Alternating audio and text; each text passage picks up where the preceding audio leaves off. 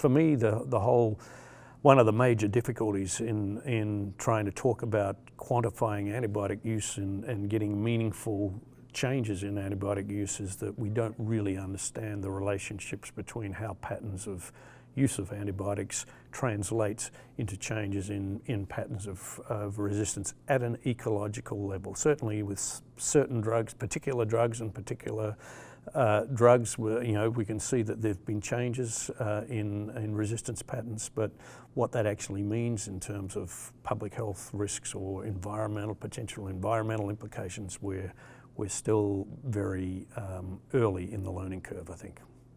So when you look at veterinarians who are, getting value out of what we're doing with antimicrobial resistance tracking, monitoring, surveillance, how much of that applies from a real clinical standpoint in helping them make decisions when treating animals? Well, I think it's essential. The information, having better information will always lead to more informed decisions.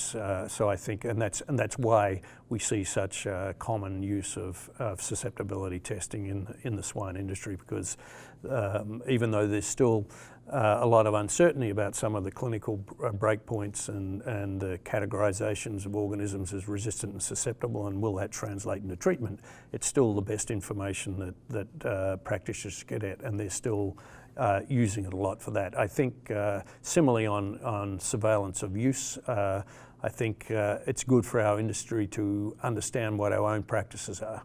So I think the main value at the moment of getting better information on antibiotic use is really to promote education, to promote stewardship, and again advance the discussion with some quantitative data on what's actually going on. I think that will help move the veterinary profession and the industry forward.